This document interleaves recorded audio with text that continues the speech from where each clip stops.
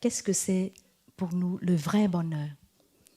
Le vrai bonheur, c'est un bonheur qui dure longtemps. Si ce bonheur est éphémère, si ce bonheur ne dure pas longtemps, ça peut être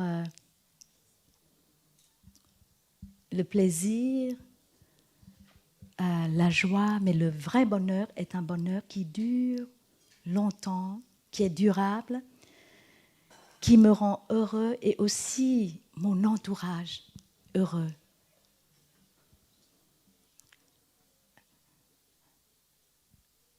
Ma famille, qui rend ma famille heureuse, mon entourage heureux.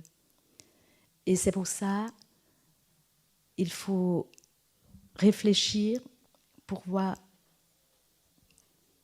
est-ce que j'ai une idée très claire du vrai bonheur?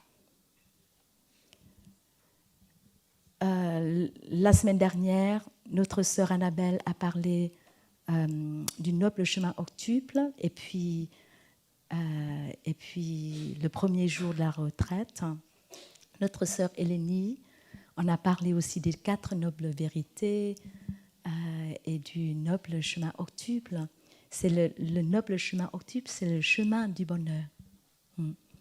Et nous tous, nous avons une idée du bonheur et nous tous, nous voulons le bonheur. Et puis, le Bouddha nous enseigne le chemin du bonheur. Mais beaucoup d'entre nous, nous pensons que le bonheur se trouve ici, à ce point, et nous, on est là, on est encore là.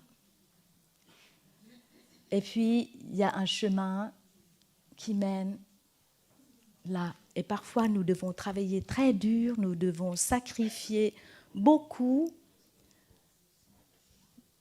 Nous devons travailler dur pour accumuler de l'argent, pour avoir une somme suffisante. Et puis, on sera heureux. Ou quand je serai à la retraite, je profiterai vraiment. Mais le noble chemin octuple, dont sœur Annabelle et sœur Hélénie ont parlé, le chemin du bonheur, ce n'est pas le chemin qui mène au bonheur, mais le bonheur est le chemin. C'est-à-dire à chaque instant, sur ce chemin, le bonheur est là. À chaque point.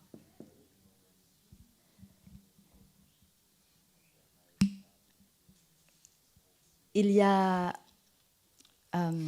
la pensée juste. Il y a la pensée juste dans ces 8 pratiques. Et la pensée juste, d'abord, c'est la pensée juste sur le bonheur, sur le vrai bonheur. Alors, en réécrivant l'histoire de Tom, nous pouvons voir clairement le vrai bonheur pour nous. Qu'est-ce que c'est? Et ce matin, nous avons entendu le chant du bonheur.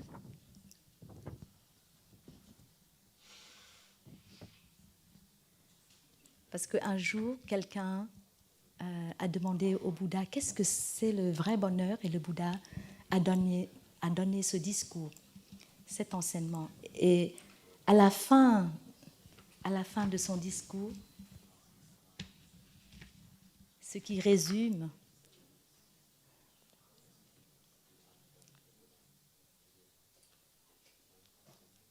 le plus grand des bonheurs vient de soi-même.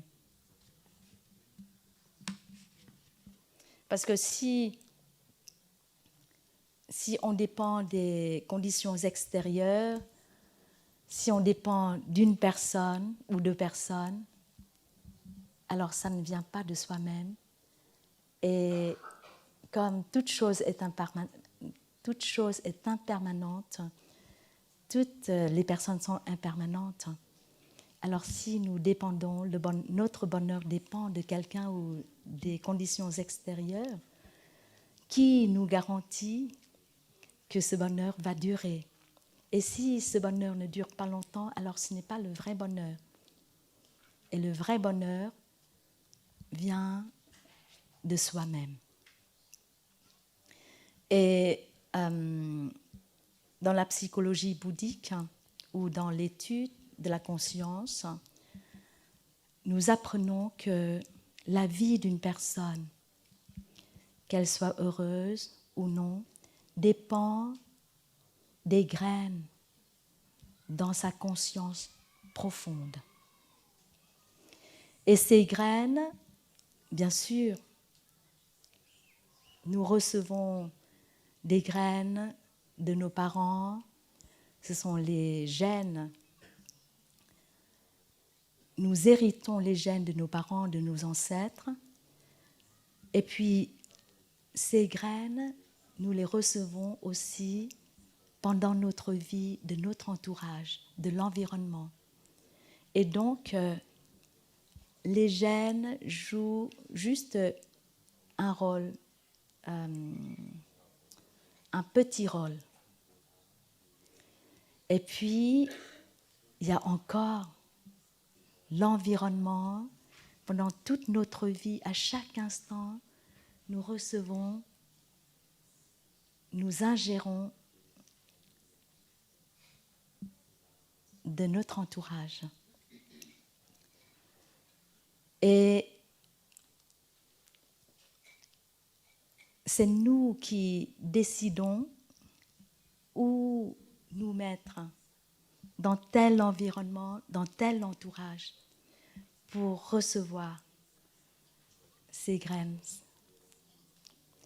Ou bien recevoir les graines, ou bien arroser les graines que nous avons déjà en nous. Et ces graines, quand elles sont arrosées, elles vont germer, elles vont pousser, elles vont devenir arbres, les grands arbres, elles vont donner des fleurs, des fruits. Et donc, si nous avons une pensée juste du bonheur, ça ne veut pas dire que nous pouvons vivre heureux, vivre avec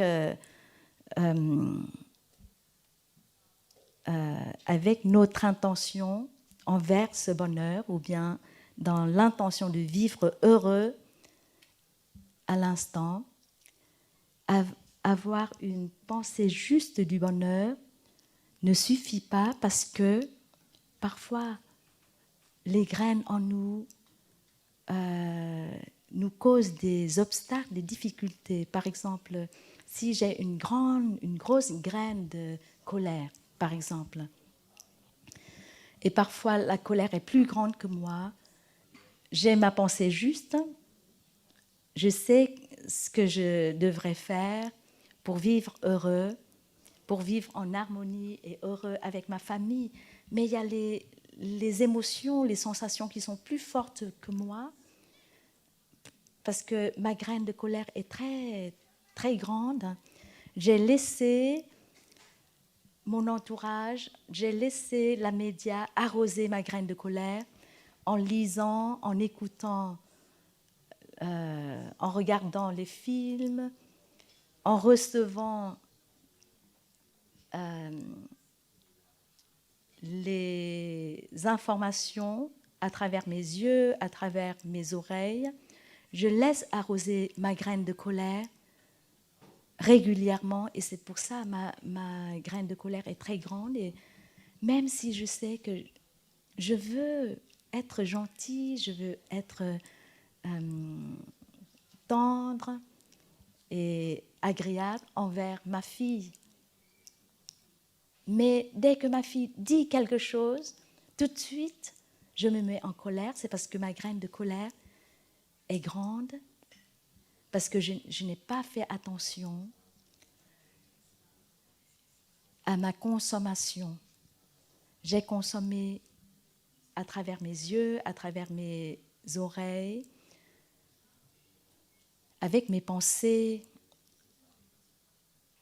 J'ai arrosé, j'ai permis à ma graine de colère se développer, et donc cette personne dit la même chose, mais papa n'est pas en colère. Par contre, moi, ça me rend très, très furieuse. Et la différence, c'est parce que dans ma conscience profonde, mes graines sont différentes que les graines de l'autre personne. Et c'est pour ça, quand nous pratiquons la pleine conscience, nous reconnaissons ce que nous avons en nous, les bonnes graines, les graines de l'amour, les graines de la paix, les graines de la générosité, nous les arrosons pour qu'elles soient grandes. La graine de l'écoute profonde, de la compréhension, nous développons ces graines et nous pouvons reconnaître aussi les habitudes très profondes en nous. Nous les reconnaissons, nous sourions à ces habitudes qui causent beaucoup de souffrance. Nous prêtons attention à ces habitudes pour embrasser avec notre respiration de la pleine conscience, notre respiration consciente, et petit à petit, nous pouvons les calmer, les transformer. C'est seulement avec la pleine conscience qu'on peut faire un changement.